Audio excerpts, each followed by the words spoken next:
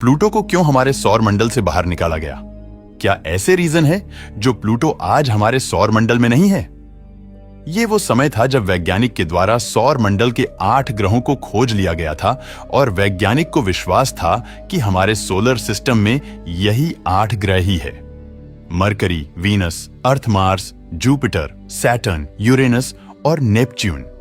लेकिन 20वीं सदी की शुरुआत में वैज्ञानिक को कुछ ऐसा दिखा जो नेपच्यून की कक्षा में हल्की हल्की गड़बड़ियां कर रही थीं, जैसे कोई छिपा हुआ ग्रह उसे खींच रहा हो। और यहीं से शुरू हुई 9वें ग्रह की तलाश। लेकिन वो 9वां ग्रह किस दिशा में है और उसे कब देखा जाए, ये पता नहीं था, क्योंकि उस समय ना तो कोई खास टेक्नोलॉजी थी और ना कोई उस समय एडवांस टेलीस्कोप थे।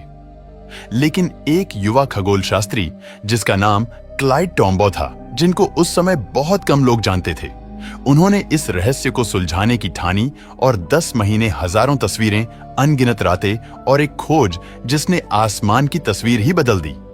18 फरवरी 1930 को एक ग्रह ऐसा मिला जो धीरे धीरे अपनी दिशा बदल रहा था और 13 मार्च 1930 को यह ऐलान कर दिया गया कि हमारे सोलर सिस्टम में 8 नहीं बल्कि 9 ग्रह है। फिर क्या था? किताबों से लेकर अखबार तक सभी जगह इस नए ग्रह ने अपनी जगह बना ली। ये ग्रह पूरे 76 साल तक हमारे सौर मंडल का पड़ोसी ग्रह बनकर हमारे बीच रहा है। लेकिन साल 2006 में कुछ ऐसा हुआ जिसने सौर मंडल का नक्शा ही बदल दिया। 2006 में चेक गणराज्य के प्राग में इंटरनेशनल एस्ट्रोनॉमिकल यूनियन की सभा बुलाई गई और प्लूटो पर आरोप लगाया गया कि प्लूटो तुम असली ग्रह नहीं हो, क्योंकि 3 शर्तों में से तुम 2 को ही पार कर पाए, तीसरे में तुम फंस गए। अब पहले की तरह तुम्हें ग्रहों की लिस्ट से बाहर किया जाता है। तुम अब से बौने ग्रह की श्रेणी में आओगे। प्लूटो को ग्रहों की लिस्ट से बाहर फेंकने की बातों को सुनकर कुछ स्टूडेंट्स ने इस पर आपत्ति भी जताई कि प्लूटो के साथ ऐसा ना करें। दोस्तों, जीस प्लूटो ने बच्चों की किताबों में जगह पाई थी और वो 76 साल तक सौर मंडल का सबसे क्यूट ग्रह था। आज उसे महज कुछ इंसानों ने सौर मंडल से तड़ीपार करके बाहर फेंक दिया। लेकिन क्यों?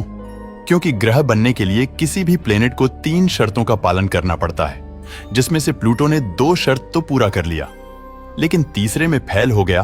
तो चलिए उन तीनों शर्तों के बारे में विस्तार से जान लेते हैं और इसके साथ ही हम प्लूटो को और भी गहराई से समझ लेते हैं, क्योंकि आज के समय हम प्लूटो के बारे में बहुत कुछ जान चुके हैं।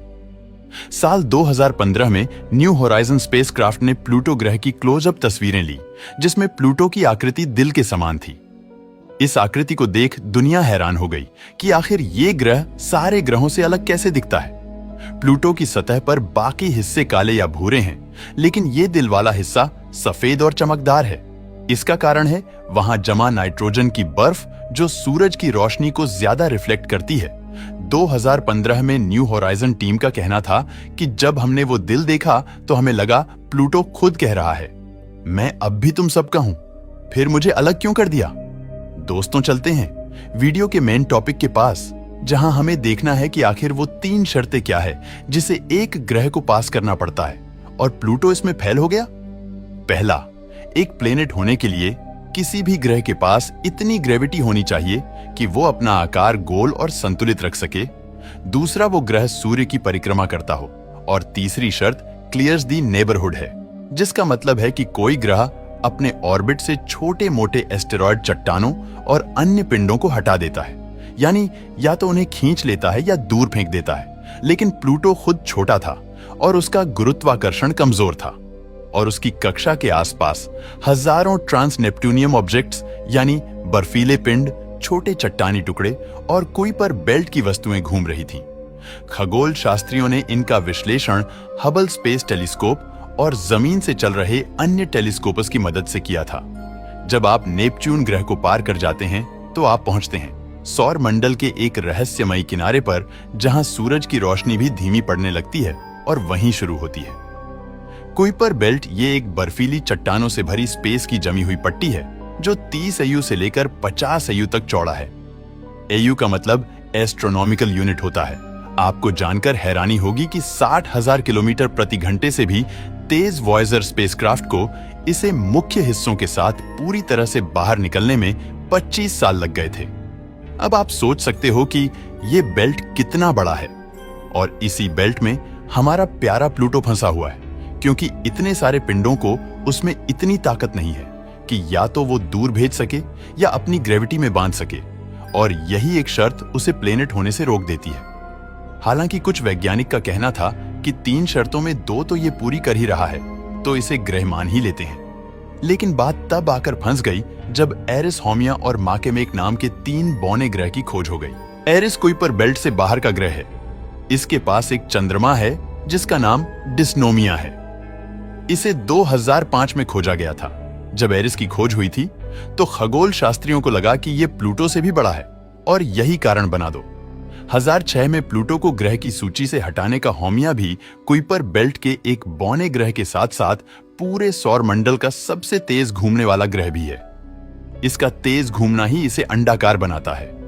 इसके बाद माकेमेक ग्रह भी कुइपर बेल्ट का ही एक बौना ग्रह है जो प्लूटो से बस थोड़ा सा ही छोटा है। जब इतने सारे बौने ग्रहों की खोज वैज्ञानिक ने कर लिया तो उन्हें लगा कि ऐसे ही हजारों या लाखों बौने ग्रह इस कुइपर बेल्ट में हो सकते हैं। अब सभी को ग्रह तो मान नहीं सकते, तो यही जो 8 ग्रह साफ सुथरे हैं इनको ही असली ग्रह माना जाए और बाकी जो भी ग्रह खोजे जाएंगे उनको ड्वार्फ प्लेनेट की कैटेगरी में डाला जाएगा।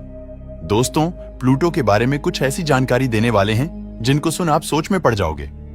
दोस्तों, हमारी धरती को सूर्य का एक चक्कर लगाने में जहां 365 दिन लगते हैं, तो वहीं प्लूटो को सूर्य का एक चक्कर लगाने में 248 साल लगता है। मतलब जब से इस ग्रह की खोज हुई है तब से लेकर ये आज तक सूर्य का एक भी चक्कर पूरा नहीं कर पाया है। प्लूटो का एक दिन धरती के लगभग 6.5 दिन के बराबर होता है, क्योंकि इसके घूमने की गति इसके चंद्रमा के कारण बहुत कम है। प्लूटो का तापमान -230 डिग्री सेल्सियस से भी कम होता है। मतलब आप यहां 1 सेकंड में बर्फ में तब्दील हो जाओगे।